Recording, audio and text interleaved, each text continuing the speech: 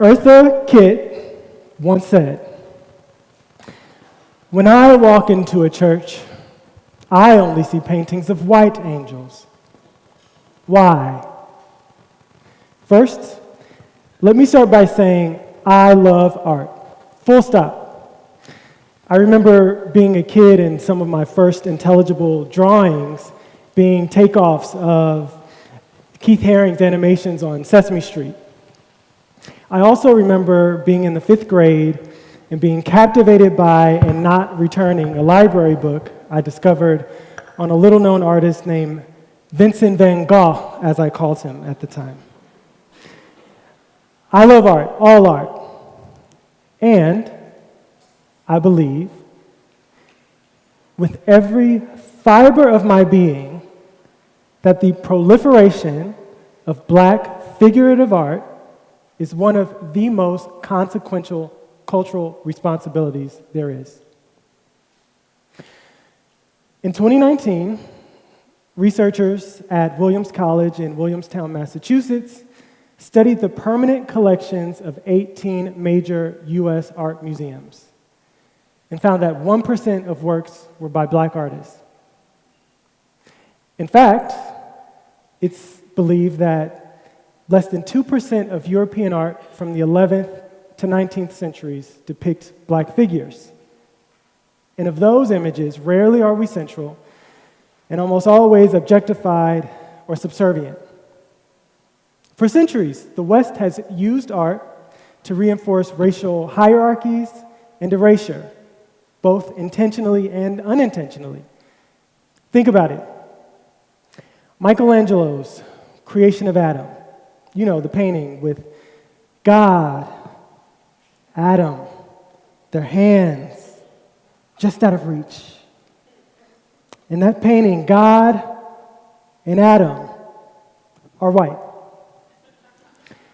The most famous images of Jesus show him with straight hair and blue eyes.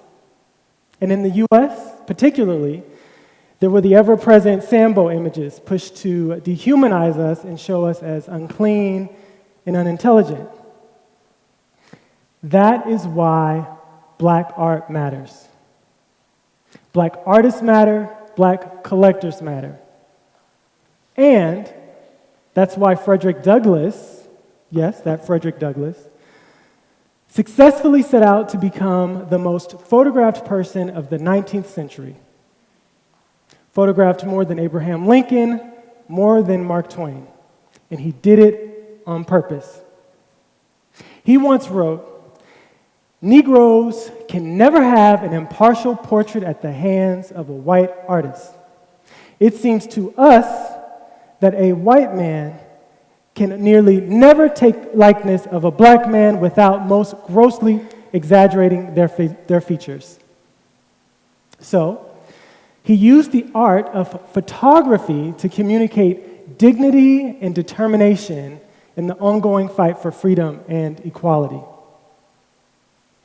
And while Frederick Douglass and many of his contemporaries understood the assignment, it wouldn't be until the arrival of the Harlem Renaissance where the floodgates would open to a whole generation of artists expressing the beauties and complexities of the Black experience. Artists like Augusta Savage, Romare Bearden, and perhaps the most prominent visual artist of the movement, Aaron Douglas. Through both realistic and surreal images, artists of this era would be amongst the first in the West to have broad reach in telling their version of the American story. With each passing generation, the canon grows, with artists like Overtown's own Purvis Young, and blue-chip artists like Bisa Butler, Amy Sherald, and Derek Adams.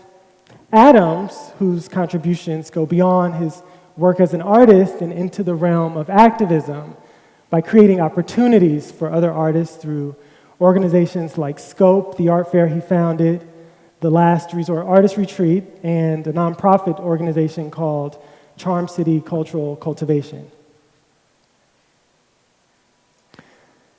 However, in 2020, after the tragic murder of George Floyd, Black art sales got an unexpected boost. Museums, collectors, dealers of all sorts clamoring to acquire Black figurative art by Black artists. It seemed like the makings of lasting change. Fast forward to 2025, and now we're seeing what many are calling Black fatigue. And not in the original sense of the term, but meaning we're seeing a bit too many Black faces in our collections. Museums are scaling back. Art dealers are shifting from portraiture and figurative art and into abstraction. It's a backpedal. It's a reshuffling. And it's our job to make sure it doesn't become erasure. The time is now. The art world is shifting hands, shifting perspectives, perhaps even shifting purpose. The old guard is tapping out. So what do? We take action on multiple fronts. We advocate in boardrooms. We show intention in our homes and social circles. And we harness the power of the like, comment, subscribe. We advocate in boardrooms by continuing to support Black trustees, curators, art dealers who are penetrating the establishment and bringing meaningful voice to seats at mainstream institutions. We show intention in our homes by collecting, preserving, and celebrating art in our living rooms, nurturing an ecosystem where Black art and commerce thrive independently of whether or not Black art is trending. And understand this, anyone can be an art collector. If you've ever purchased a piece of art from Target or Home Goods, then you can take that budget and be a collector.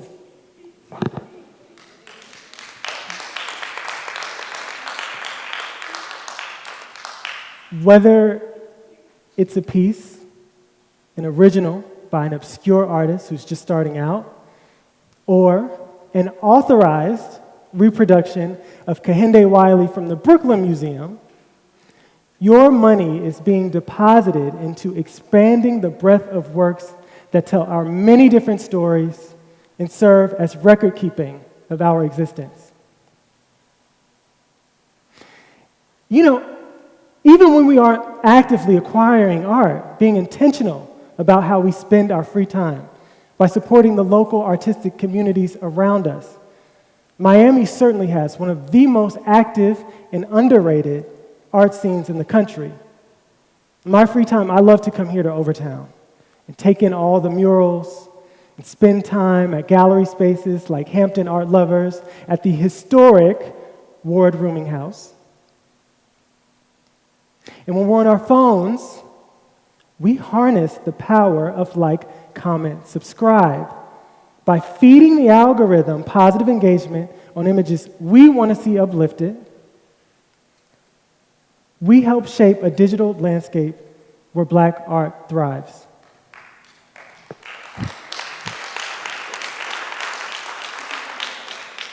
We amplify Black creators, we share their work, and we ensure the next generation sees themselves boldly reflected on their screens. For me, as a collector, I focus on works that reflect who I am and who I aspire to be. I choose works that bring joy into my home and remind me of leisure, because sometimes it's hard being a Black man out here. And I choose to support obscure artists who may not yet have gallery representation or a large catalog of work, but they have talent, vision, and something to say. I choose to support the artists who likely need it the most, and as a collateral benefit, you never know who might become the next Reginald O'Neill, a homegrown hero who got his start painting the walls of Overtown and was the toast of Art Basel Miami 2023, and now, at 33 years old, is on a trajectory that will surely leave him immortalized amongst the greats. And for anyone who still doubts the power and importance of Black figurative art, consider this. In 2012, Kadir Nelson and about 650 families and children of Overtown adorned the walls of Dorsey Park with a mural honoring the legacy of Negro League baseball players. For 12 years, that mural stood as a source of self-affirming identity. It wasn't just about the legends painted on the wall, it was about the community saying, "We did this." Power that can uplift also threatens. Which is why, 13 years later, earlier this year, the mural was defaced with swastikas and the N-word. Something that can inspire so much hate must have tremendous power. It's a fight for our identity, an everlasting record of our existence. Black figurative art communicates who we are in the present while contemporaneously echoing into the future, perhaps for centuries to come. So I implore you, do not be a bystander. Proclaim your purpose through your position. Articulate your activism through your acquisitions, and leave your legacy through your likes. Black art matters, Black artists matter, and Black collectors matter. Thank you.